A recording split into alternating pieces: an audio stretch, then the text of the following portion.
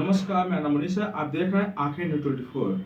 अभी हम राजद कार्यालय में हैं और मेरे साथ अभी इजाज अहमद जी हैं। और जानते हैं अभी इनसे इस गया घाट के पास जो सेंट्रल होम के मामला हुआ था, इनके बारे में जानते हैं। देखिए, गाय घाट सेंटर होम ये पार्ट 2 है। मुजफ्फरपुर सेंटर होम ने पूरे बिहार को बदनामी दी और पूरे बिहार पर बदनुमा दाग लगा। अफसोस की बात है कि उससे सरकार ने सबक नहीं लिया और जिस तरह से सेंटर होम चलाया जाता है, आश्रय स्थल चलाया जाता है, ये पूरी तरह से एक अड्डा बना दिया गया है अस्मत लुटवाने का। और इसमें कहीं ना कहीं उन बच्चियों को, उन अबलाओं को इस्तेमाल किया जाता है जिनको सरकार के स्तर से प्रश्रय दिया जाता है। सरकार के स्तर से उनके रहने और खाने के साथ साथ उनकी सुरक्षा की गारंटी दी जाती है। लेकिन सरकार के स्तर से ही अगर इस तरह के लोग जिनको सुरक्षा का गारंटी सरकार ने दे रखा है, वहाँ पर इस तरह का अस्मत लुटवाने की बात होती हो, अस्मत लूटे जाने की बातें सामने आती हो और उन बच्चियों के द्वारा अपने साथ किए गए दुर्व्यवहार, अत्याचार और यौनाचार की घटनाओं का स्पष्ट रूप से वर्णन जो किया जाता है, इससे ही समझ में आता है कि किस तरह से सेंटर होम चल रहा है।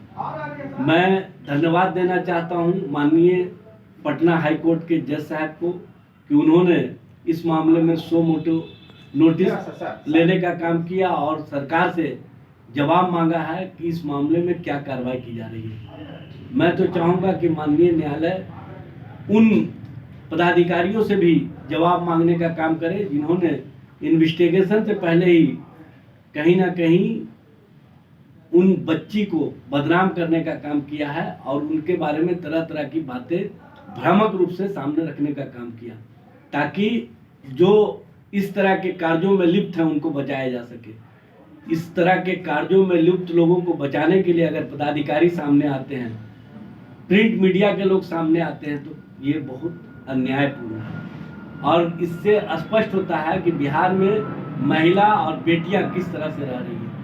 बेटियों के संरक्षक जो लोग हैं, वही अगर इन बहनों के साथ, इन बेटियों के साथ उनके अस्मत लूटने वाले को बचाने का काम करेंगे तो कैसे ये राज्य चलेगा।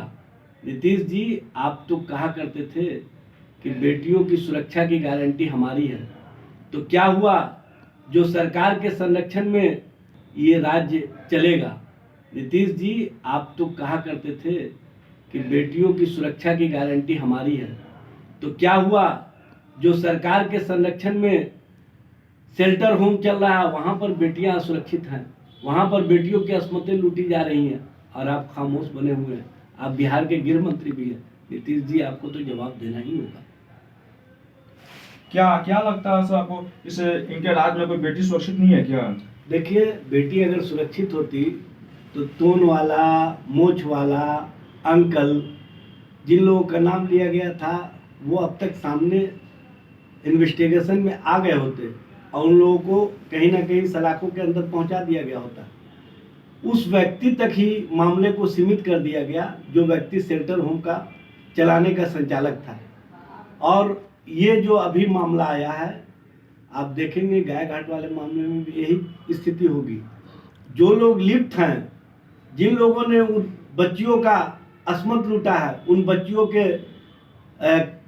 साथ दुर्व्यवहार किया है, उन बच्चियों के साथ जिस तरह का बर्ताव किया है, अगर वो लोग सामने नहीं आते हैं तो इसका मतलब है कि सरकार के संरक्षण में और सरकार के संरक्षण में ही इस तरह के दुर्व्यवहार करने वाले लोग पल बढ़ रहे हैं, जिस कारण आज ये स्थिति पैदा हुई है। और इस स्थिति को पैदा करने वाले को अगर बेनकाब नहीं किया गया तो राष्ट्रीय जनता दल इसके खिलाफ सड़क से लेकर के सदन तक आवाज़ उठाने का काम करेगा और सरकार को बेनकाब करने का काम करेगा। अच्छा, मुख्यमंत्री बोलते हैं बेटी को आगे बढ़ाने के लिए, लेकिन बेटी यहाँ पर सुरक्षित नहीं है। देखिए, माननीय मुख्यमंत्री जी जो बोलते हैं उस पर कायम नहीं रहते हैं। आपने देखा होगा कि इनके द्वारा जब कहा जाता है बेटी बचाओ बेटी पढ़ाओ, तो उस मामले पर भी यहाँ पर बच्चियों को पढ़ाई के स्तर पर कहाँ पर पहुँचा दिया गया, ये सब लोगों को पता है। हाँ। सिर्फ वजीफा देने से या साइकिल ज़्यादा देने से वजीफा बच्चियों ले का रहे हैं। पढ़ाई का स्टैंडर्ड नहीं बदल सकता है। तुम कहाँ उसके लिए सरकार को सोच हैं? और सरकार का जो पैमाना है उसको स्पष्ट रूप से सामने लाना होगा। सरकार का इकबाल समाप्त हो गया है। नीतीश जी अब सिर्फ सत्ता और कुर्सी के लिए बिहार के मुख्यमंत्री बने हुए हैं। ये अब अपने इकबाल को बचाने में कहीं भी सक्षम नहीं है, जिस कारण आज ये स्थिति पैदा हुई है। हाँ। सिर्फ वजीफा देने से या साइकिल ज़्यादा देने से वजीफा बच्चियों ले का रहे हैं। पढ़ाई का स्टैंडर्ड नहीं बदल सकता है। तुम कहाँ उसके लिए सरकार को सोच हैं? और सरकार का जो पैमाना है उसको स्पष्ट रूप से सामने लाना होगा। सरकार का इकबाल समाप्त हो गया है। नीतीश जी अब सिर्फ सत्ता और कुर्सी के लिए बिहार के मुख्यमंत्री बने हुए हैं। ये अब अपने इकबाल को बचाने में कहीं भी सक्षम नहीं है, जिस कारण आज ये स्थिति पैदा हुई है। और बेटियां सरकार के संरक्षण में जो शेल्टर होम चल रहा है उसमें भी सुरक्षित नहीं है। इसका मतलब है कि सरकार के अंदर ऐसे लोग बैठे हुए हैं जो बेटियों के अस्मत लूटने वालों का संरक्षण देने का काम कर रहे हैं, उनको बचाने का काम कर रहे हैं। नीतीश जी आप अब भी जाग जाइए और बेटियों के इज्जत को तार तार होने से बचाने का काम कीजिए। तो आपने देखा हमारे साथ इजाज अहमद जी थे, क्या कुछ बोले हैं। इसी तमाम खबरों को देखने के लिए हमारे चैनल को सब्सक्राइब करें, लाइक और कमेंट करें। धन्यवाद। अगर अब तक आपने हमारा चैनल सब्सक्राइब नहीं किया है तो जल्द से जल्द उसे सब्सक्राइब कर ले और तमाम खबरों के लिए देखते रहें आंखें न्यूज़ 24, नज़र हर खबर पर। क्या आप पत्रकारिता के क्षेत्र में अपना कैरियर बनाना चाहते हैं? तो आज ही Royal Ashoka Institute of Mass Communication and Journalism में अपनी जगह सुनिश्चित करें। आर्यभट्ट ज्ञान विश्वविद्यालय पटना से मान्यता प्राप्त 100% प्लेसमेंट के साथ royal Ashoka Institute of Mass Communication and journalism नामांकन जारी है। हमारा पता है DS/16 गायत्री मंदिर के समीप कंकड़बाग पटना 8,20,000। आप हमें संपर्क भी कर सकते हैं। हमारा मोबाइल नंबर है 9955456126।